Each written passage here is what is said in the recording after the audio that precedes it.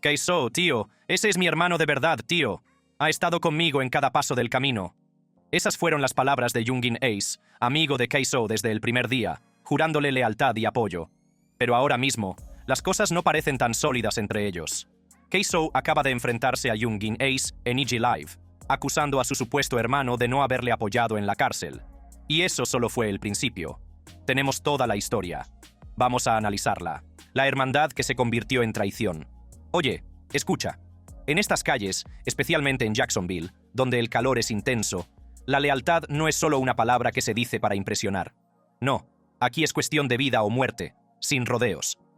Durante mucho tiempo, el vínculo entre Youngin Ace y su amigo de toda la vida Keiso era más fuerte que el cemento. Estos chicos pasaron de compartir el mismo barrio a compartir los mismos sueños, de esquivar las mismas balas a compartir el mismo pan. Pero a veces, incluso cuando crees que tu círculo es sólido, los cimientos pueden resquebrajarse bajo la presión, y lo que creías que era amor verdadero se convierte en una traición falsa que duele más que cualquier enemigo. La relación entre Keyanta Tyrone Bullard, conocido como Youngin Ace, y Hakeem Robinson, más conocido en las calles como Keiso, no era una amistad del mundo del espectáculo basada en apretones de manos falsos y sesiones fotográficas. Era amor de verdad, el amor del barrio.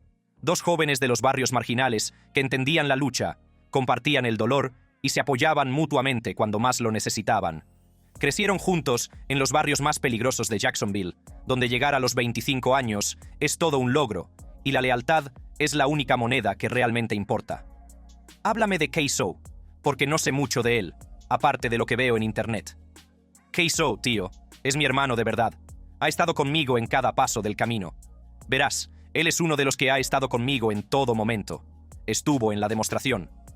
Cuando Ace hablaba de Keiso, se podía escuchar el amor genuino en su voz. No era una pose para las cámaras. Era una verdadera hermandad callejera, del tipo que Ace publicó en las redes sociales en 2019 diciendo: «Quiero a Keiso como a mi madre. Moriría por él. Lo prometo». Eso es amor incondicional, el tipo de lealtad que hace que la gente haga locuras cuando llega la hora de la verdad. Y vaya si Ace demostró que era capaz de eso cuando se trataba de apoyar a su amigo. Se dice que Youngin Ace gastó más de $1 millón en el equipo legal de Keiso, una cantidad considerable, el tipo de dinero que cambia vidas y asegura el futuro de generaciones. Pero Ace no pensaba en su futuro, ni en la seguridad de su familia. Pensaba en su hermano, que estaba tras las rejas luchando por su vida. Tampoco fue un sacrificio pequeño. Su amigo literalmente se arruinó tratando de mantener a Keiso fuera de la cárcel. En su tema de 2025, I'm Sorry, Ace se sinceró sobre la presión financiera, rapeando sobre lo mal que estaba su cuenta bancaria mientras esperaba un bebé. Ahí es cuando sabes que es amor de verdad, cuando alguien está dispuesto a arriesgar el futuro de su propia familia por la libertad de su amigo. Pero aquí es donde la historia da un giro, y esto es una verdadera ironía del barrio. La misma música que celebraba su hermandad acabó siendo utilizada contra Keiso en el tribunal. El éxito de Ace de 2018, Keiso Homicide, una canción que se suponía que debía mostrar amor y respeto por el nombre de su amigo, fue utilizada por los fiscales como prueba del motivo. Imagínate, tu mejor amigo lanza una canción en la que te menciona, pone tu nombre en todos los titulares y habla de cómo te las giras en las calles.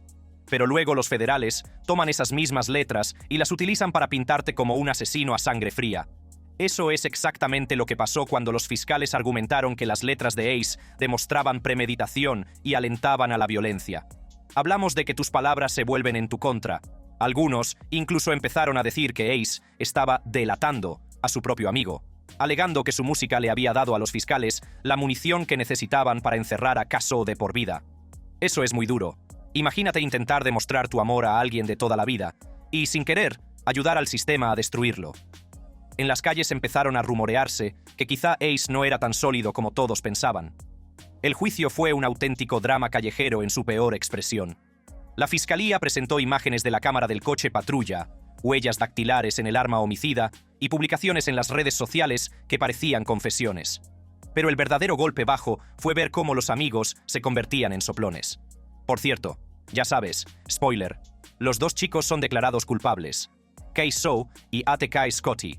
Obviamente, el padre aceptó el acuerdo y hay un caso relacionado con el otro hermano de Keiso, Abdul Jr., que no se está juzgando en este momento, pero prácticamente todos los negros están caídos. El propio padre de Keiso, Abdul Robinson Sr., subió al estrado y señaló con el dedo a su hijo, contando al tribunal todo lo que necesitaban saber para enviar a su hijo a la cárcel. Eso es una traición familiar a sangre fría, cuando tu propia sangre se convierte en el testigo estrella de la acusación. En el barrio, eso es la máxima violación. Luego estaba Dominique Buta Barner, que se suponía que era de fiar, pero cambió de bando y soltó todos los detalles. Este tipo le contó al tribunal todo, desde la planificación hasta la ruta de huida, pintando un cuadro tan detallado que bien podría haber sido un documental. Desglosó toda la operación como si estuviera narrando una película, hablando de quién hizo qué, cuándo lo hizo y por qué lo hizo. El conductor, te lo puedes imaginar, decía: bueno, yo no disparé. Nadie disparó a ese negro en las rodillas. Te lo estoy contando. ¿Sabes a dónde fueron? ¿Pudiste ver a dónde fueron? No, señor. La sala del tribunal parecía una reunión familiar que había salido mal, con todos los que se suponía que eran sólidos delatando a los demás. Mientras tanto, Ace se quedó mirando desde un lado, sabiendo que había fallado a unos abogados que no pudieron evitar lo inevitable. Todo ese dinero, toda esa lealtad, todo ese amor. Y aún así, no fue suficiente para salvar a su amigo del sistema. Cuando el jurado regresó después de solo 3 horas y media con un veredicto de culpabilidad, se podía ver la conmoción en los rostros de todos. Keiso se enfrentaba a una cadena perpetua con solo 25 años. Básicamente, su vida había terminado antes de empezar. Ha llegado el jurado a un veredicto. Puede entregar el formulario del veredicto al alguacil, pero aquí es donde la historia se complica. En lugar de asumir la responsabilidad de sus actos, Caso empezó a señalar con el dedo, publicando que se había enfrentado a un jurado y a jueces todos blancos, y que esa era la razón por la que lo habían condenado. El amigo actuaba como si el sistema estuviera amañado en su contra, pero convenientemente olvidaba que su propia gente, su papá, sus amigos, su pandilla, eran los que habían testificado en su contra. Las secuelas se hicieron evidentes cuando empezaron a salir a la luz los verdaderos sentimientos. Se empezó a correr la voz de que Keiso se sentía abandonado por las personas que se suponía que debían apoyarlo. Algunos se preguntaban si Ace había hecho lo suficiente. Sí, había pagado $1 millón, pero ¿era eso todo lo que debía hacer un verdadero amigo? ¿Debería haber hecho más ruido, haber ejercido más presión, haber hecho algo más que firmar cheques? Keiso probablemente estaba sentado en su celda pensando en quién estaba realmente a su lado y quién solo había tirado dinero para solucionar el problema. $1 millón parece mucho, pero cuando te enfrentas a una vida entre rejas, empiezas a preguntarte si tu supuesto hermano podría haber hecho más. Joder, ¿ves eso de ahí? Está como diciendo: joder, la he cagado, me han condenado por asesinato, la he cagado. Ese movimiento de cabeza es como diciendo: no sé cuántos años tiene, pero creo que unos 25. Mi vida se ha acabado. El barrio estaba pendiente, las redes sociales estaban al rojo vivo, y todo el mundo tenía una opinión sobre si Ace era realmente tan leal como decía. Los susurros se convirtieron en conversaciones, las conversaciones se convirtieron en discusiones, y esas discusiones estaban a punto de estallar en algo que conmocionaría al mundo del hip hop. El escenario estaba listo para una confrontación que pondría al descubierto todas las grietas de sus cimientos. Un momento en el que años de hermandad se pondrían a prueba con la pregunta definitiva: cuando tu amigo se está ahogando, ¿basta con tirarle dinero o también te tiras al agua? El camino sangriento hacia la vida tras las rejas. Hablando en serio, en las calles de Jacksonville, tu reputación no se construye con seguidores en Instagram o con el número de reproducciones. No, aquí tu nombre tiene peso según cómo te mueves cuando empiezan a volar las balas y cómo manejas tus asuntos cuando te faltan al respeto. Hakeem Robinson no se convirtió en Keiso por casualidad. Se ganó ese nombre con una serie de acciones que fueron desde proteger el honor de su familia hasta acumular cadáveres como un maldito asesino en serie. Cada vez que apretaba el gatillo, no era solo otra víctima, era un paso más hacia un mundo en el que la violencia se convierte en adicción y el asesinato en memoria muscular. La transformación de Keiso de un chico problemático a un tirador a sangre fría no ocurrió de la noche a la mañana, pero una vez que se produjo el cambio, ya no hubo vuelta atrás. Las calles lo engancharon desde muy temprano y, cuando tuvo edad para beber legalmente, ya estaba relacionado con más cadáveres que los que algunos gatos cazan en toda su vida. Tampoco se trataba de violencia al azar. Cada movimiento estaba calculado. Cada disparo formaba parte de una estrategia más amplia en el juego de ajedrez más mortífero de Jacksonville. La chispa que encendió todo este fuego fue muy personal. El 16 de enero de 2019, el hermanastro de Caso Willie Boss Gunn Addison, fue asesinado a tiros a la salida de un club nocturno, recibiendo múltiples disparos en la espalda y el torso en lo que pareció una ejecución. No fue una simple víctima más de la calle, era de la familia. Y en estos barrios, la sangre de la familia se paga con sangre de la familia. Según el código de la calle, ese tipo de falta de respeto no podía quedar sin respuesta. Boss Gunn no era un cualquiera, era de la gente de Keiso, y cuando tocas a alguien de la familia, básicamente estás declarando la guerra a todo su linaje. El barrio estaba pendiente de cómo respondería Keiso, y créeme, no decepcionó. Apenas unas semanas después, el número de muertos comenzó a aumentar. El 23 de febrero de 2019, Adrian Bibi Gaynor Jr., de 16 años, vio su vida truncada en los Hilltop Village Apartments. No se trató de un tiroteo accidental ni de estar en el lugar equivocado en el momento equivocado. Los fiscales afirmaron que Kaso y su tirador llegaron a ese complejo con la intención de matar. La forma en que Bibi fue asesinado fue despiadada y envió un mensaje a toda la ciudad sobre lo que sucede cuando te metes con la familia equivocada. Cuando Bibi vio venir a los tiradores e intentó huir, Keiso supuestamente lo persiguió por el complejo, convirtiendo lo que podría haber sido un golpe rápido en una expedición de caza que hizo que los testigos se lanzaran a buscar refugio. ¿Cómo os sentisteis cuando acusaron a Keiso del asesinato de Bibi? Libres, libres, libres, hermanos. Al que acabamos de encarcelar, a nadie. A nadie. Porque sabemos cómo funciona el sistema de Jacksonville, hermanos. Te joden. Te joden a más no poder. A Keiso le han caído 12 años por un arma. El joven recibió varios disparos en la espalda y las piernas mientras intentaba escapar, pero cuando tropezó y cayó cerca de una escalera, fue cuando la cosa se puso realmente fría. Según los fiscales, Kaso se acercó al adolescente herido y le disparó a quemarropa, asegurándose de que no hubiera vuelta atrás para ese enemigo en particular. Dejaron 45 casquillos esparcidos por todo el complejo, lo cual es mucho para un adolescente, pero en la guerra de pandillas de Jacksonville, matar de más envía un mensaje más fuerte que un tiro limpio en la cabeza. Las calles recibieron el mensaje alto y claro. Kaso no jugaba cuando se trataba de proteger el honor de su familia, pero el amigo solo estaba empezando. El asesinato que finalmente lo llevaría a la cárcel para siempre ocurrió el 15 de enero de 2020, cuando Charles Lil Buck McCormick Jr.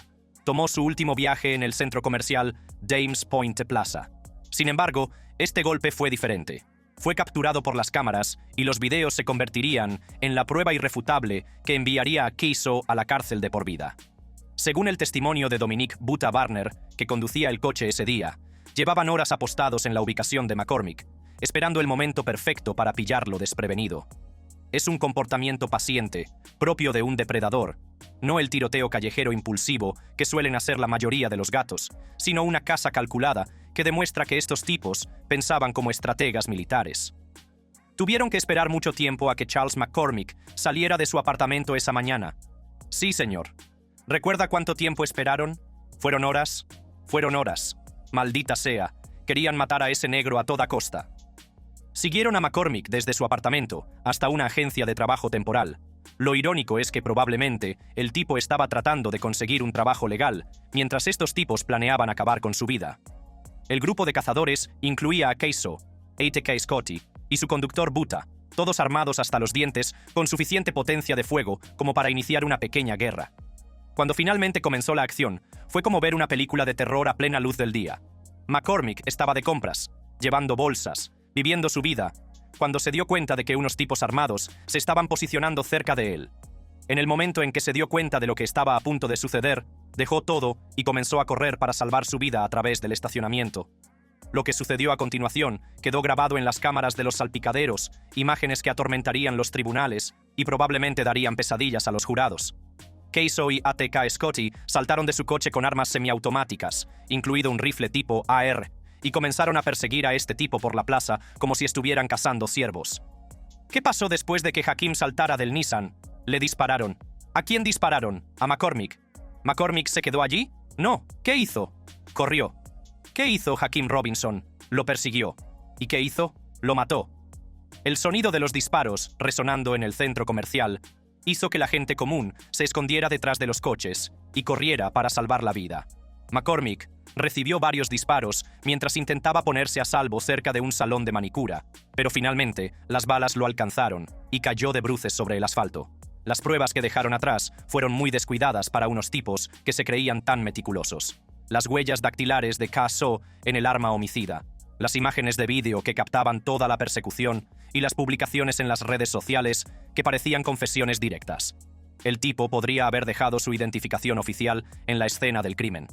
Pero lo que realmente selló su destino fue su propia boca. Las pruebas apuntaban a sus publicaciones anteriores en las redes sociales. Después de matar a Bibi, Ka-So no pudo resistirse a presumir de ello en las redes sociales, publicando fotos con el pie de foto bye junto a la foto de la víctima. Fue una estupidez. Básicamente proporcionó a los fiscales una confesión y una celebración en una sola publicación. Sí, Bibi. Esto es lo que hizo Bibi. El patrón no era difícil de ver una vez que se ponía todo sobre la mesa.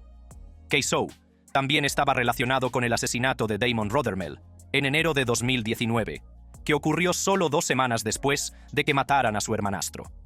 No se trataba de violencia aleatoria ni de crímenes pasionales, sino de una represalia sistemática que demostraba que Ka-So actuaba como un ejército de un solo hombre en la guerra de bandas de Jacksonville. Cuando los federales finalmente lo atraparon en septiembre de 2020, Ka-So estaba vinculado a suficientes cadáveres como para llenar un pequeño cementerio. Las pruebas eran tan abrumadoras que los fiscales se sintieron seguros de presentar cargos por asesinato en primer grado, lo que en Florida significa cadena perpetua sin posibilidad de libertad condicional. Incluso cuando la ley finalmente lo alcanzó, Ka-So seguía jugando como si fuera intocable. ¿Sabe quién es? No, señor. ¿No sabe quién es? ¿Le suena Bibi? Quiero hablar con mi abogado. ¿Quiere hablar con su abogado? Sí. Está bien, de acuerdo. Esa es la respuesta de alguien que ha sido bien entrenado. No digas nada a la policía, pide un abogado y mantén la boca cerrada. Pero para entonces ya era demasiado tarde. Sus delitos estaban relacionados con una serie de asesinatos por venganza que habían sido glorificados en canciones y publicaciones en redes sociales, creando un rastro documental que conectaba el arte con asesinatos reales de una forma que haría sonreír a los fiscales y llorar a los abogados defensores.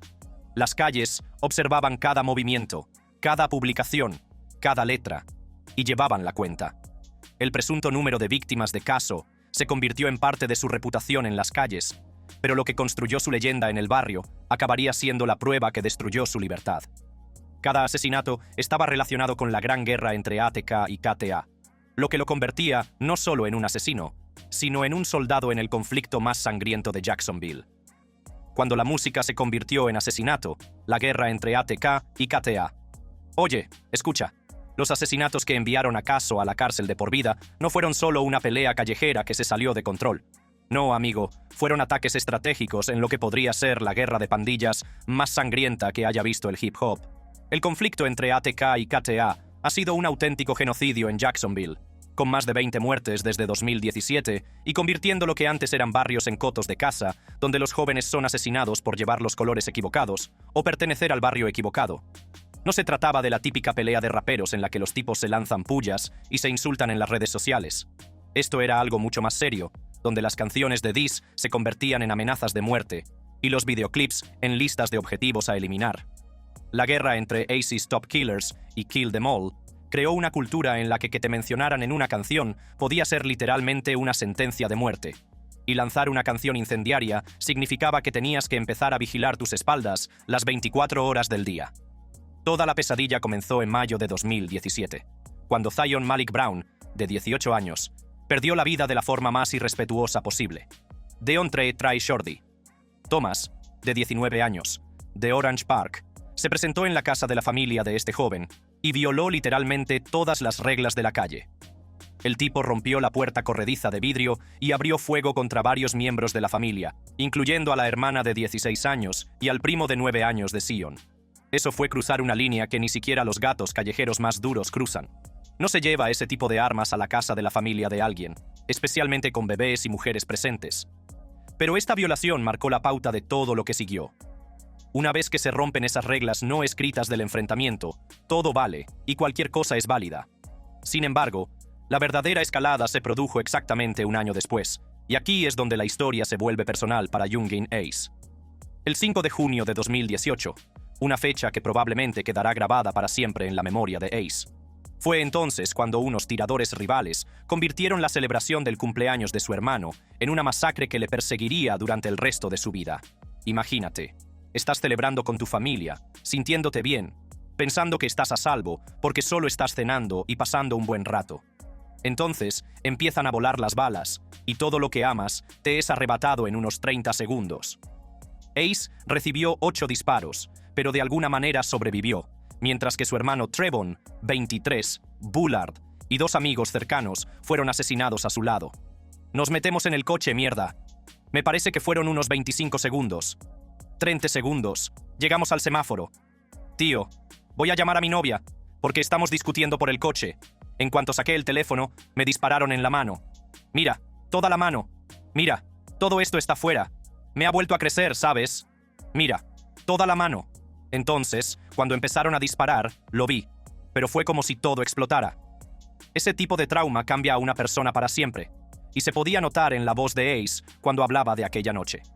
Homie desarrolló un trastorno de estrés postraumático grave tras sobrevivir a aquella masacre, lo que le hizo volverse paranoico con los ruidos fuertes y los movimientos inesperados. Ahí es cuando te das cuenta de que la cosa va en serio. Cuando un tipo que solía dominar las calles empieza a sobresaltarse con los petardeos de los coches y no puede sentarse de espaldas a una puerta. Me dispararon 8 veces y sigo aquí. A él le dispararon 5 veces. ¿Entiendes lo que digo? Es como sí, y es como ¿por qué pasa esto? ¿Entiendes lo que digo? Es como si me golpeara todos los días. No voy a mentir, no hay un solo día en el que no piense en ello. Lo pensé esta mañana antes de venir aquí. El daño psicológico causado por ese ataque creó una sed de venganza que alimentaría años de derramamiento de sangre. La supervivencia de Ace no solo lo convirtió en una leyenda en las calles, sino que lo convirtió en un objetivo que tenía que seguir demostrando que no tenía miedo, y le creó la obligación de vengar a su familia caída. El ciclo de represalias se aceleró en 2019, cuando los asesinatos comenzaron a acumularse como cadáveres en una película de terror.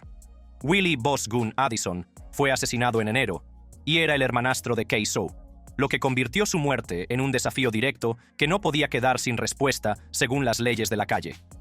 Luego, Bibi recibió el disparo mortal en febrero, y era el primo pequeño de Fulio, un chico de 16 años que probablemente debería haber estado preocupándose por los deberes en lugar de recibir balas de hombres adultos con armas automáticas. Por la forma en que Fulio describió ese día, se notaba que perder a Bibi le había destrozado por dentro. Le dije, hermano, hace calor fuera, hay policía, ya sabes. Ni siquiera pienso en los negros, ni siquiera hablo, hermano, la policía está fuera, hermanito. No camines por ahí, hermano. Quédate aquí conmigo hasta que sea hora de irte a donde tengas que ir. ¿Entiendes lo que te digo? Espera a que se ponga el sol o algo así. Eso demuestra lo grave que era la situación. Los mayores intentaban proteger a los más jóvenes, pero las calles ya se habían cobrado demasiadas vidas como para que nadie se sintiera seguro. No eran hombres maduros resolviendo asuntos de adultos. Era una guerra que consumía a niños y convertía a adolescentes en asesinos y cadáveres. Pero lo que diferenciaba esta guerra de cualquier otro conflicto entre bandas en la historia del hip hop era cómo fusionaba la violencia callejera con la expresión artística. Cuando Youngin Ace lanzó Who I Smoke en 2021, no solo creó una canción de diss, sino que creó un manifiesto musical de asesinato.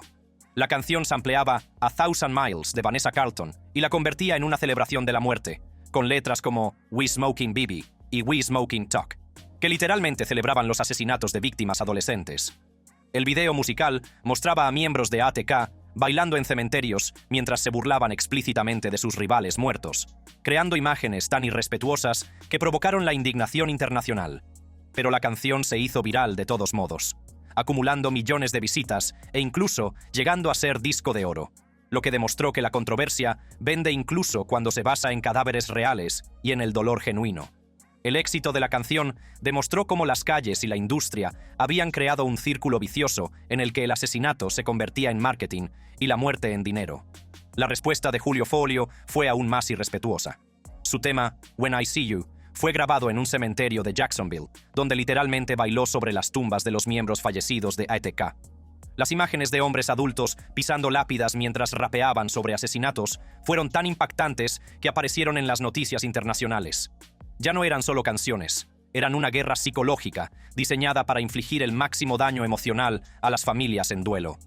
Imagínate perder a tu hijo por la violencia armada y luego tener que ver a su asesino celebrar el asesinato en un video musical que se reproduce en todas las plataformas y se comparte en todas las redes sociales. Pero incluso con toda esa falta de respeto flotando en el aire, Ace intentó mostrar cierta madurez cuando tuvo la oportunidad de hablar sobre el panorama general. Quiero decir, algunas personas sienten que tú estabas detrás de eso. Estoy seguro de lo que siente la gente. La gente siente que yo estoy detrás de muchas cosas, pero no es así. No estoy detrás de nada. Estoy trabajando. Estoy luchando todos los días. Estoy luchando. Tengo una familia. Estoy trabajando. Estoy luchando. Estoy tratando de ser grande. Estoy tratando de ser grande. El alcance de la guerra se extendió mucho más allá de los límites de la ciudad de Jacksonville. Cuando Ace volvió a ser atacado en Waycross, Georgia, en 2019, quedó claro que esta disputa se había extendido a otros estados. Su amigo Jeremy Rallo Brookins fue asesinado en esa emboscada en el estacionamiento de un hotel, lo que demostró que la geografía no podía proteger de este tipo de conflictos.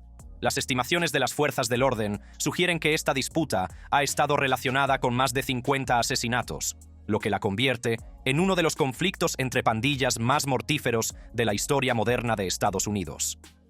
Las autoridades federales han amenazado con procesarlos en virtud de la ley RICO, especialmente después de incidentes de gran repercusión que acapararon la atención nacional.